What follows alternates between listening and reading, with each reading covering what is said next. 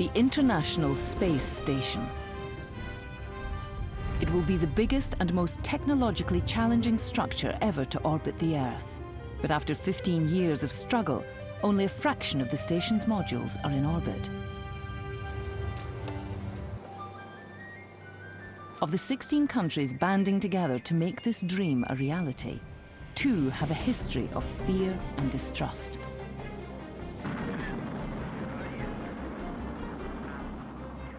For more than 40 years, Russia and the United States were locked in the silent combat of the Cold War. Space had become the new battle zone.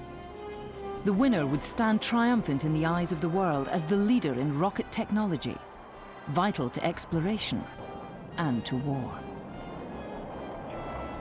Now the Cold War rivalries appear to have ended, and the space station partners are launching the Russian-built living quarters for the International Space Station.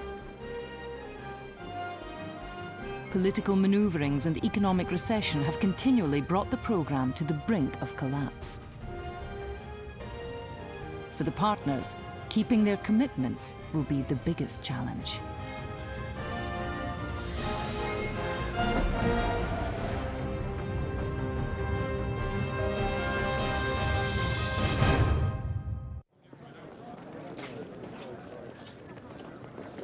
In 1961, Yuri Gagarin, the Soviet cosmonaut, becomes the first man in space.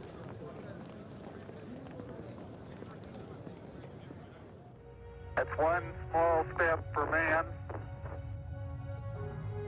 one giant leap for mankind. In 1969, US astronauts land on the moon. In the year 2000, a team from Russia, the USA, Europe, Canada, Japan and Brazil prepares to launch the Russian-built living quarters for the International Space Station. In this program, we tell the unlikely story of how nations in deadly rivalry were able to bury their differences to create an outpost for humanity in space.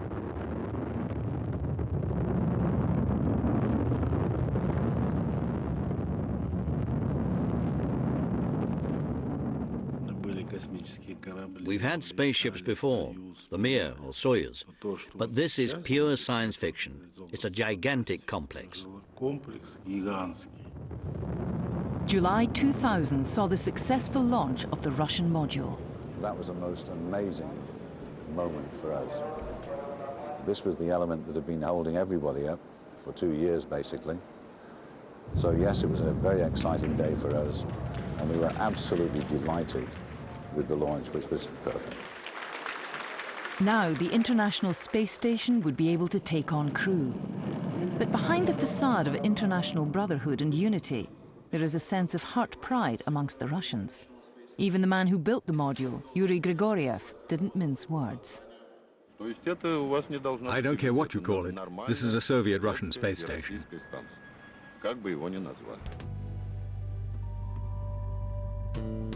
It might be a Russian space station, but the USA has paid for it. So even the name of this, the Living and Command Module, had to be negotiated. Originally, it was called the Mir Core Module. But to many, the name Mir equals Russia. One of the US politicians didn't like that. It implied the heart of the system, the core of the system, exactly the word. I told the Russians, we had a politician who had a lot to do with NASA's budget, and he did not like the name of core module. Once they quit laughing about it, they acknowledged that they had politicians also who also controlled their budget, and they suggested the name service module.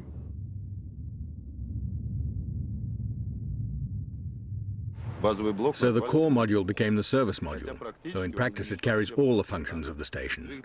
All the flight control and propulsion systems, command and living quarters, and the life support systems, which for the moment are the only ones on the station.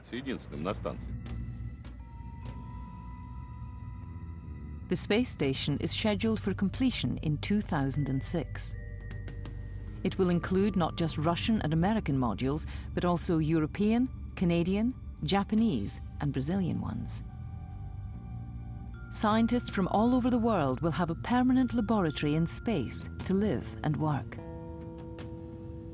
In Europe, cutting-edge computer graphics make it possible to see the future shape of the International Space Station. This gigantic complex began its long journey to realization back in 1984, with a typically patriotic endorsement of American achievements in space by President Ronald Reagan. And we can be proud to say we are first, we are the best, and we are so because we're free. But behind the rhetoric, Reagan was worried. It looked as though the US was falling behind its arch-rival in the space game, the USSR. His advisor on space was an Air Force colonel, Gil Rye. The president had been concerned for many years about the growing capability of the Soviet space program and the fact that the Soviet Union had set endurance records for man in space. I think the second reason that the president wanted to build the space station was that he truly felt that astronauts were American heroes. America has always been greatest when we dared to be great. We can reach for greatness again. We can follow our dreams to distant stars, living and working in space for peaceful economic and scientific gain. Tonight, I am directing NASA to develop a permanently manned space station and to do it within a decade.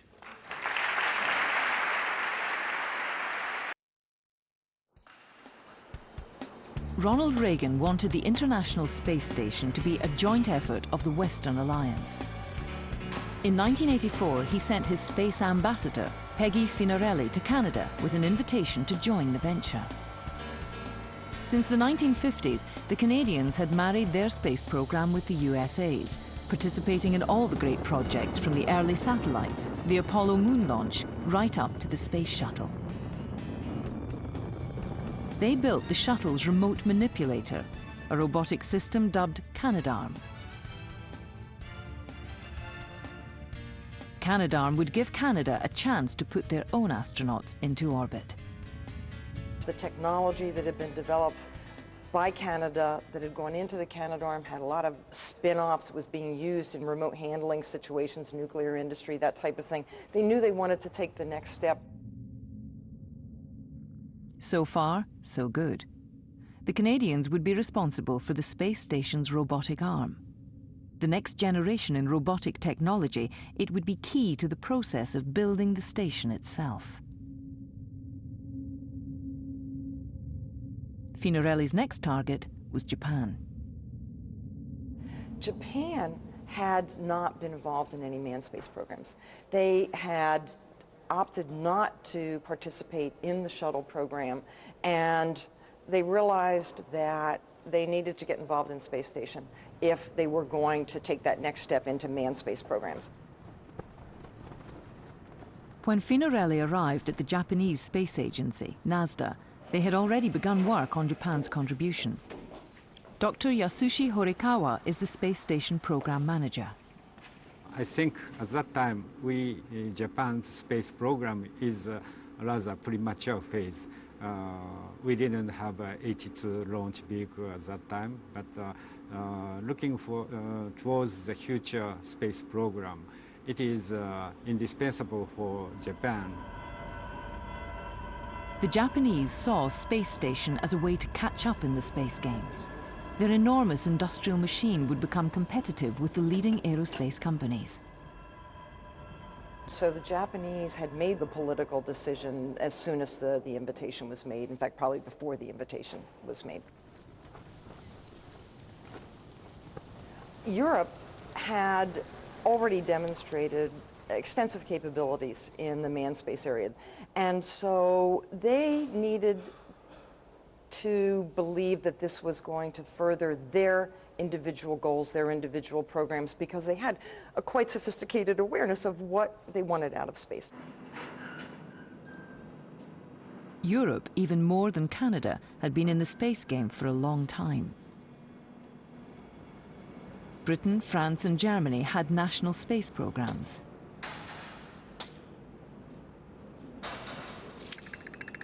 In the 1970s, they came together to create the European Space Agency, or ESA. ESA won the contract to build Space Lab, the scientific area in the US space shuttle. The Europeans suddenly felt like minor league players compared to NASA. We had the pleasure of going to NASA for the first time, to the manned flight centers. And I always remember the first meeting we had was in the Marshall Space Flight Center in Huntsville, Alabama. There were about 12 of us there and about 1,200 people from NASA. And over all the years that we've worked with NASA, that's about the ratio.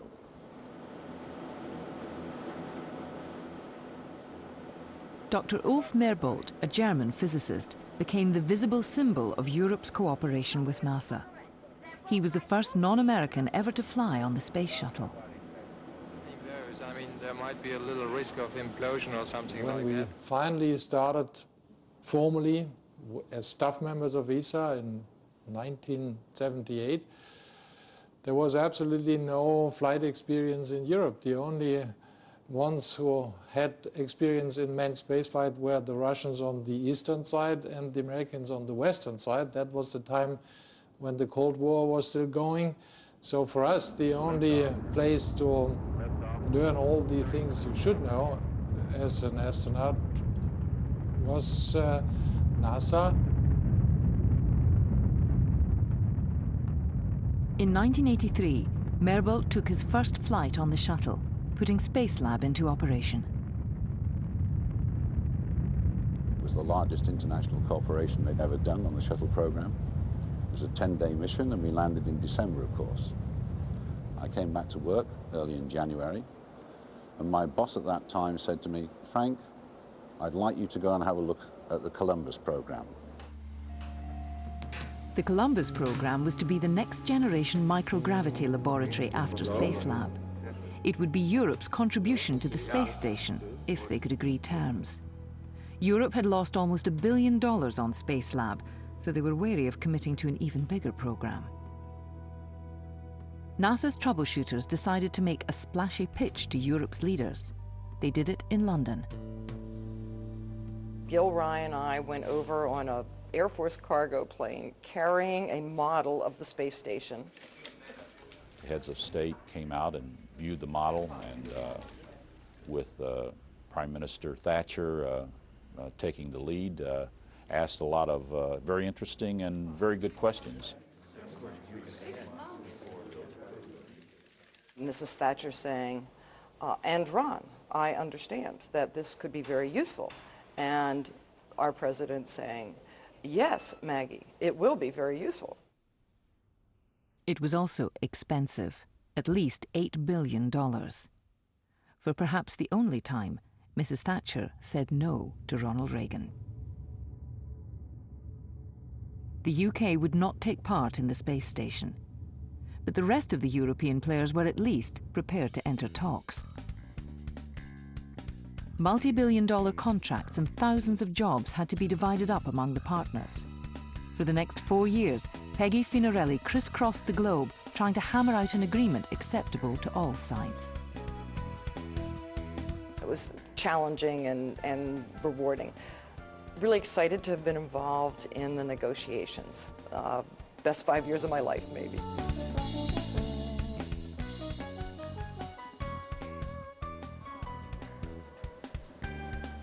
While the diplomats wrangled over terms of cooperation, the engineering teams moved ahead. We did a lot of studies in Europe on potential or possible contributions that we might make to the space station program.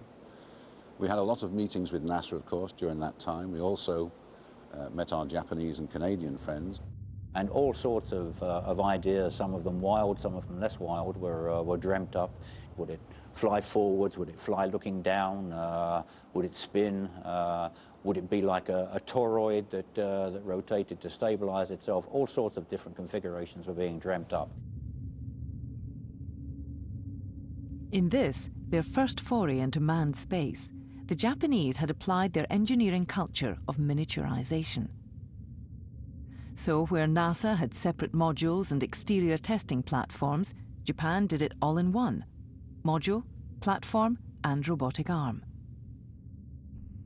The Japanese presented their idea to the NASA program manager. and it was accepted. But in 1986, an unexpected roadblock came out of the United States. The Americans had always said the space station was for peaceful purposes. Now the US Department of Defense wanted access to the station. The Department of Defense then took a position that said, look, if there's going to be a space station, if it's going to be there, then we should have a role. These classified memos, never before revealed, show how deep the rift was. The US Secretary of Defense, Caspar Weinberger, questioned whether it was worth having foreign partners on board. He wrote, "We will have paid too high a price if we fail explicitly to reserve the right to conduct national security activities on the US elements of the station without the approval or review of other nations." The other nations felt cheated. The Japanese in particular were furious. This was not what they had agreed to.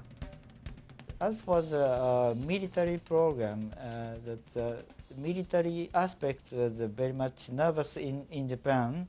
Hey, this is a problem that has dogged negotiators at the political level for as long as people have been talking about space endeavors and have been negotiating agreements like the Outer Space Treaty.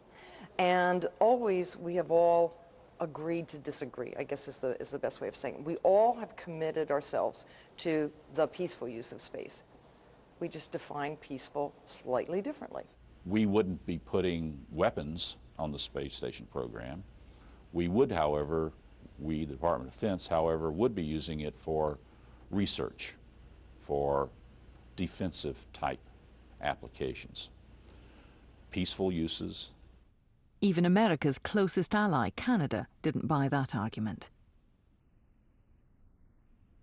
In 1987, Joe Clark, the Canadian minister responsible for the program, threatened to withdraw. He warned Canada would consider the space station program so radically transformed as to require a fundamental reconsideration of our participation. A possible decision to withdraw would be a great loss. Faced with the prospect of losing the foreign partners, the US found a compromise. A space station treaty was signed with Canada, Japan and Europe, in which each partner was allowed to have their own definition of peaceful. To date, the US Defense Department hasn't asked for access to the station. So by 1988, 4 years into the program, Japan and Canada and Europe were on board. The coalition had survived the crisis over the demands of the US Defense Department. Now all they needed to do was pay the bills.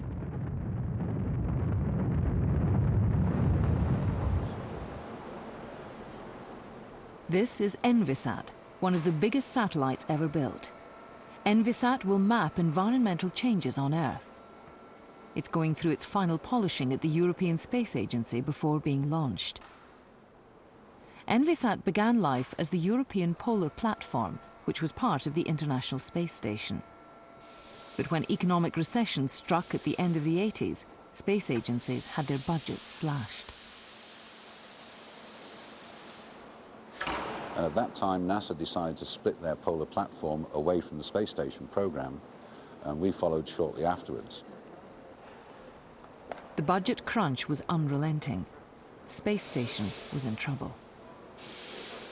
We started off with something called the scrub exercise, which means to reduce the requirements as far as you can, to make things cheaper. Then we had a reassessment exercise, and then finally, when we got to 1992, we were in a major activity to reduce the cost of the station. In 1993, Bill Clinton took the oath of office. I, William Jefferson Clinton, do solemnly swear that I will faithfully execute the office of President of the United States. The original space station budget of $8 billion was long gone, but they hadn't built a thing. President Clinton, who faced serious budget problems, wasn't a fan of the space game. The dream of a permanent manned space station was slipping inevitably away. We thought we were in trouble. We tried not to think about it too much, get on and doing our engineering task. but it was always in the back of our minds, yes. They'd spent 10 years on their project and gone through $11 billion. $11 billion. If only we'd had a bit of that money. $11 billion and they hadn't done a thing. Everything they'd done in that decade was useless. It's all been tossed in the rubbish. None of it worked. 10 years and all they built was a wooden model.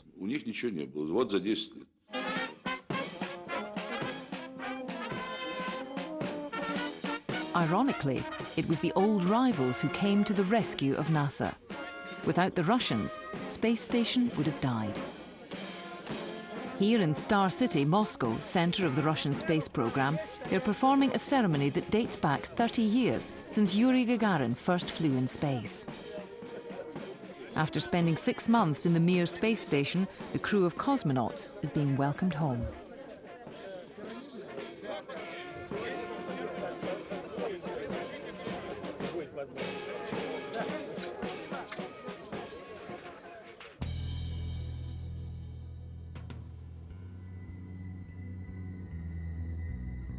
While the USA and the Allies were wrangling over space station treaties, the USSR was dashing ahead of the West in extended space flight. Back in the 1960s, the Soviets decided they couldn't beat the US to the moon. They could, however, become the leaders in extended spaceflight in orbit around the Earth. They began building the first ever space station, Salyut.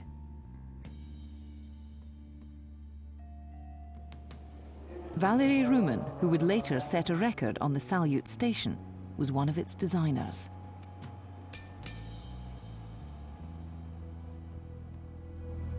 We were falling hopelessly behind the Americans, and we had to move forward. At that moment, the possibility arose to work on a manned station.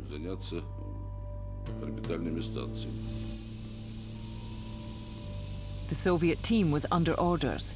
Get the station into orbit in record time. I used to leave for work in the early hours and I came home on the last train, that is after 2 o'clock in the morning. And it was like that every day for a year and a half.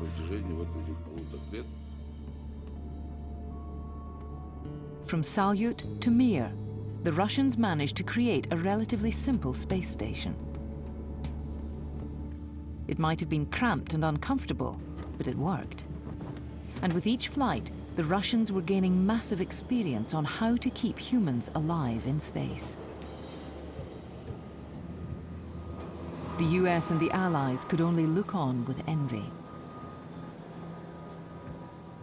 Anatoly Solovyov spent more than 2 years in space. When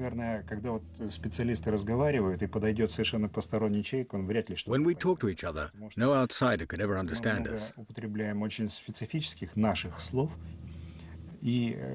We have our own language. You might call it a foreign, no, an extraterrestrial language. Я бы сказал, язык инопланетян.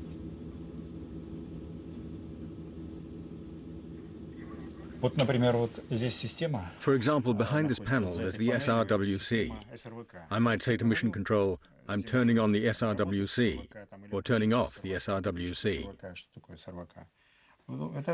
I have to think about what it actually stands for.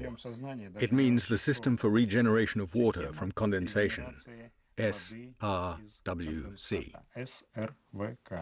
They had a system that could reclaim water from urine, from condensation, sweat, bathing, whatever. We have designs for that in this country and have some laboratory systems that work, but none that have flown in space. The Soviets planned to extend their lead on the Americans by building a new generation station called Mir 2. But time was running out for the Soviet Union. When the USSR finally collapsed in 1991, the new Russian government was bankrupt and barely able to feed the population. Spaceflight had to take a back seat.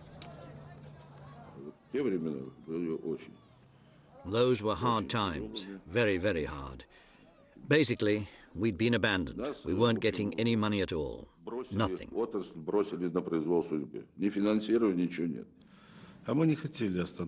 We didn't want to stop, but there wasn't enough money.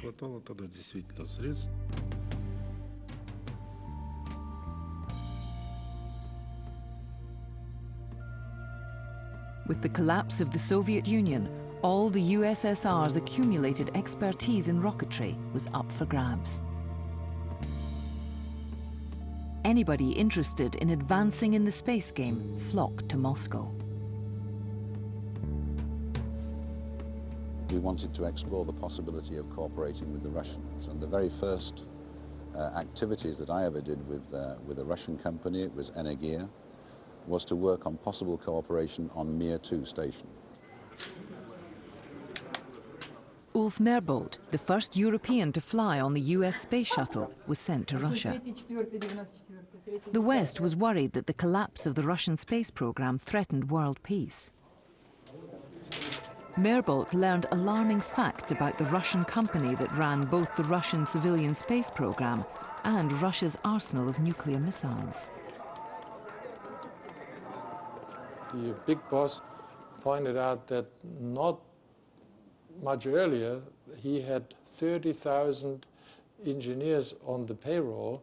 When we visited, there were 20,000 left, and we did not talk about it explicitly, but I personally thought, oh, well, this is a security problem for the world, because those people, 10,000 unemployed engineers, with, let's say, the technological knowledge to build rockets, they could, of course, also have accepted good offers from Saddam Hussein. And our big boss said, since we didn't have enough money, why not suggest to the Americans we build a station together? We knew they'd been struggling for years and were on the verge of shutting down.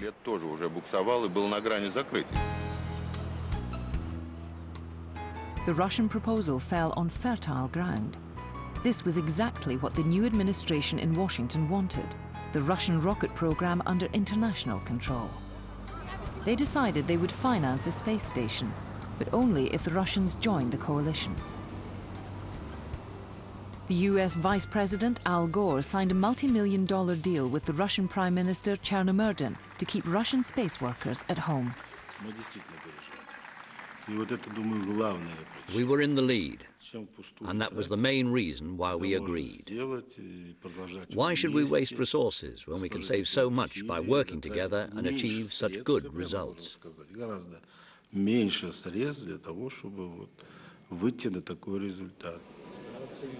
Overnight, bitter enemies were ordered to work together. Senior NASA engineer Dave Mobley had been at the agency since 1961. I thought about it over a weekend quite a bit and came to the following conclusions. NASA, one, is to a degree a political organization. We were there to compete with the Russians. We were formed to compete with the Russians. And it seemed right that we now owe our existence to a degree to cooperate with the Russians. A whole lot better than pointing missiles at each other. In the anonymous suburbs outside Washington, engineers from Russia and the USA sat down to redesign the space station. There was little love lost between the old rivals. It was our first contact with their specialists, including Dave Mobley. We really felt this American imperialism. This is what you've been told. Now go and do it. We had a very difficult time with them to start with. We couldn't agree on where to meet, what time to meet, where to sit, who sat where, what the subject matter ought to be, etc. I found out later they were upset because we didn't send a bus for them to bring them to the building. They put us in a first-class hotel. There was a buffet breakfast. But for some reason there was a problem with transport to the office, which was 2.5 kilometers away. The Americans couldn't organize cars for us, and Washington in July is unbelievably hot, with 100% humidity. It was unbelievable. And I told them I didn't get a bus, and they could walk just like I walked. On the Mir, the Russians routinely flew missions of 6 months and longer, while US shuttle flights lasted only a couple of weeks.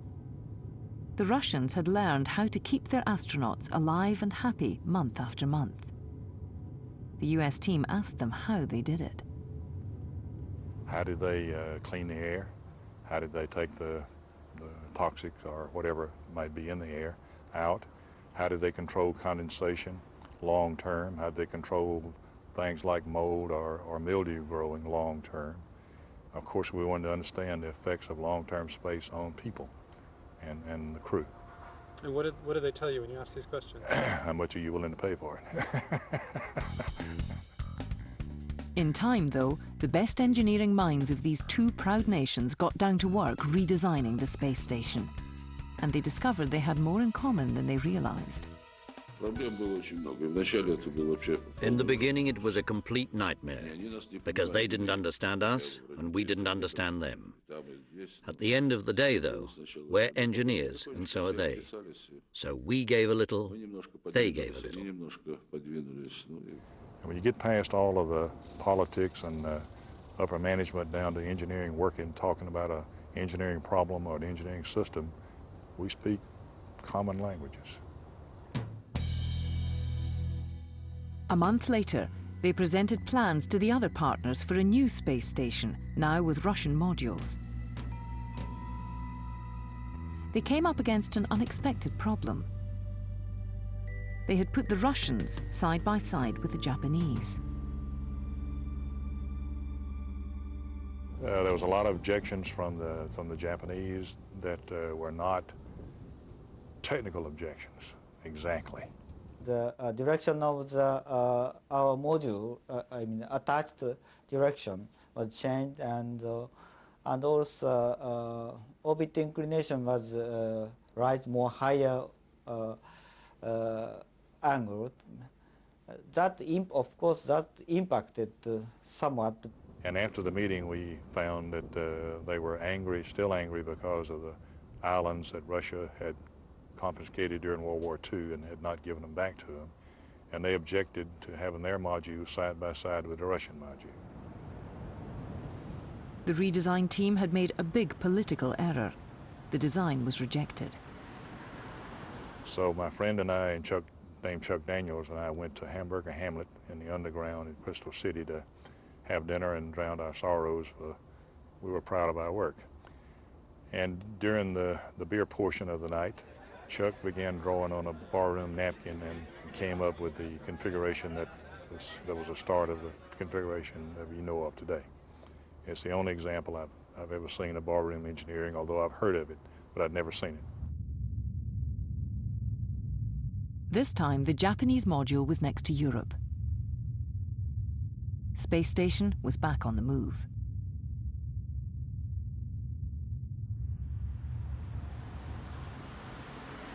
Here in Star City, Russia, a standby crew of cosmonauts is being taken through their paces, ready to fly to the station in an emergency at a moment's notice.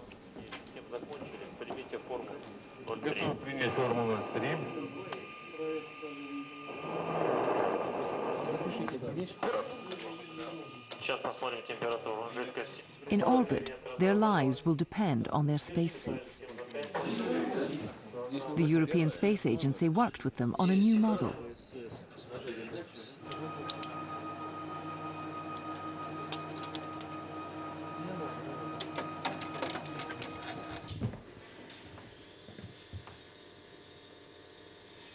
When we first started working on the spacesuit with the Russians, we were rather surprised at the apparent simplicity of the design. And there was one aspect of it in particular that made the whole system very simple, and that was that the backpack that the crewman wears was pressurized. In the American system, it's unpressurized. Now, the American system was unpressurized because all of the electronics and the batteries and those kind of things are in the backpack. And generally, electricity and oxygen don't mix too well because of fire hazards. The Russians assured them their system was safe, and they prepared a report for the Europeans explaining why.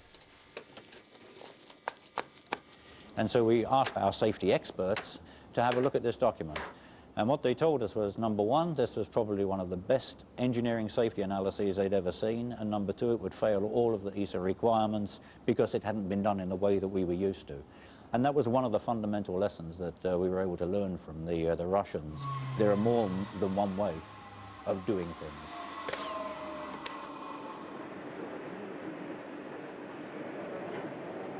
Their technology, when I first went to Russia and toured their plants, reminded me of where we were back in the late 60s, early 70s.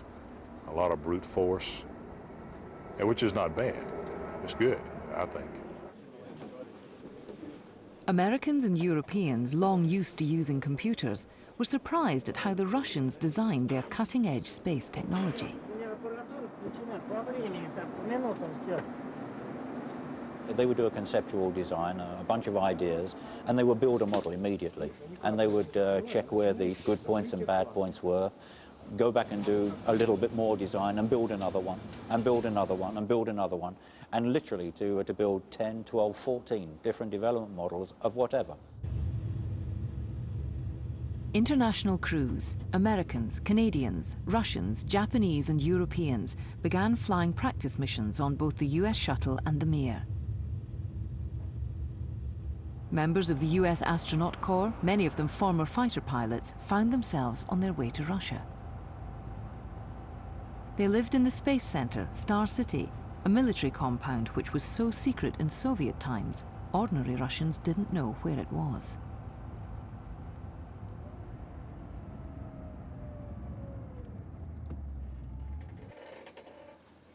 My first trip to Russia was in January of 1993, and to me that was incredibly significant.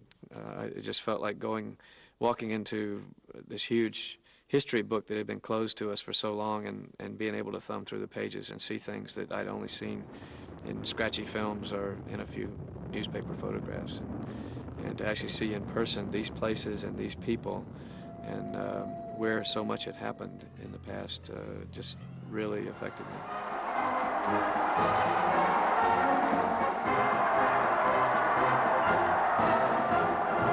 Значит, первого человека советской страны, который поднялся в космос и опустился там, где ему приказано.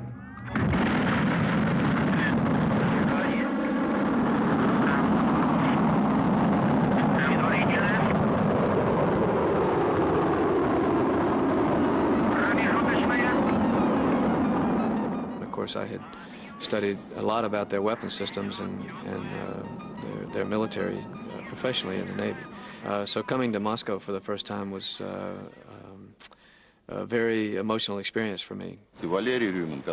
Frank Culbertson on their side and Valery Ryumin on ours ran that program and found a way of working together. For each shuttle trip to Mir, they worked together really closely, and their teams functioned as a single unit.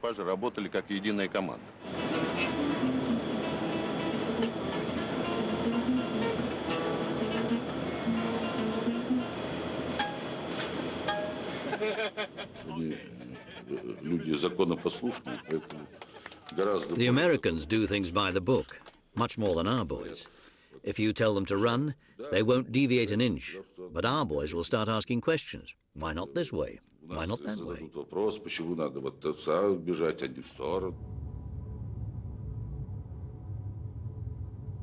Over a period of 5 years, the Mir shuttle missions did have their share of crises, but in the end, both nations learned each other's strengths. Okay, I mean, if everyone is in a way honest and modest, then I think the conclusion is that the experiences of the two big nations, the US on one side and the Russians on the other side, are in a way complementary. One lesson learned in the Mir was what happens when men and women fly together in cramped, confined conditions for months at a time, as they will in the space station. It is very difficult to fly without a female, but it's even more difficult to fly with a female. But I mean, the interpretation is up to you. Elena Kondakova was Ulf Merbolt's shipmate in the Mir for a month. Her husband is none other than Valery Rumin. He spent over a year in orbit, but he's never flown with his wife.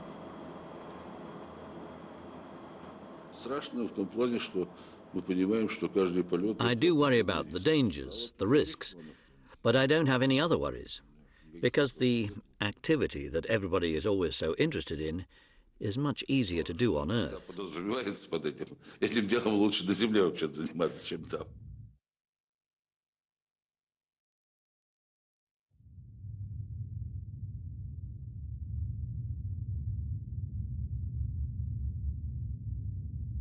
This is the space station's express pallet.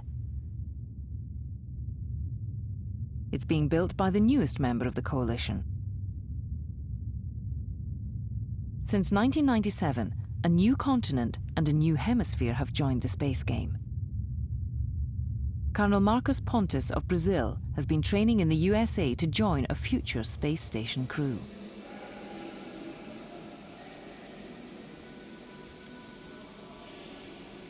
I'm Brazilian. I carry this flag here with honor.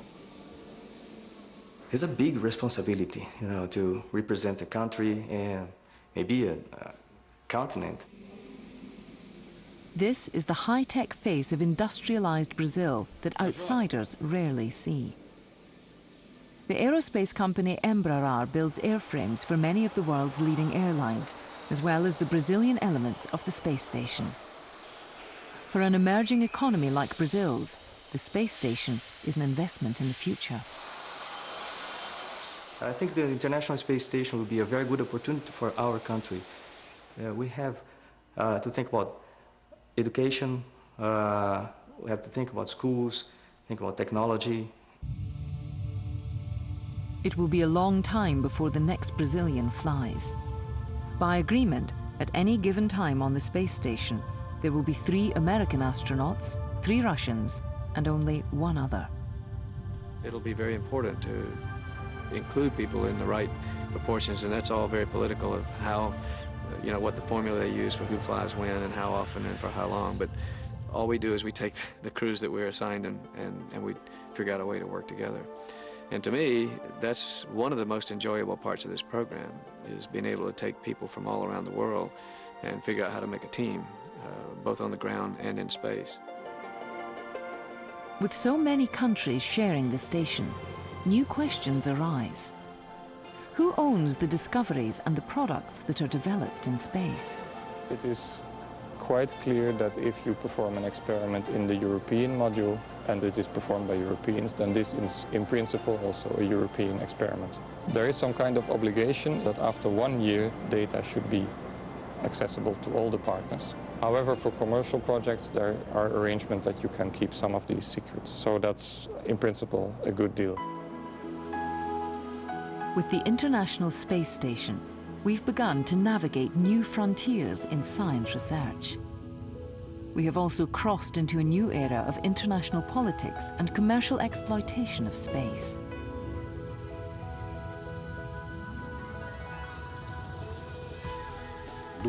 It takes your breath away, and that's only what's been done so far. What's going to be possible in the future is colossal. Together, we get more done. The days when the space game could be played by just one country are over. The dream is becoming a reality. For the first time, humans are no longer limited to their home planet, Earth. It will play an even bigger role as one big stepping stone to living in space, which has been humankind's dream for many years.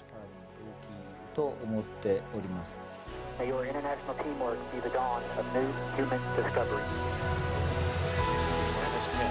9, 8, 7, 6, 5, 4, 3, 2, 1, and liftoff of Space Shuttle Discovery, the first mission to dock with the orbiting International Space Station. Humanity will have left the surface of the Earth forever. Some human being will be in space for the rest of time.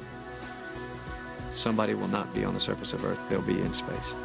That to me is an incredibly significant event that I'm worried will be lost in details and in the hoopla of all this happening. But someday, 100 years from now, I hope people will look back and say that's when it all started.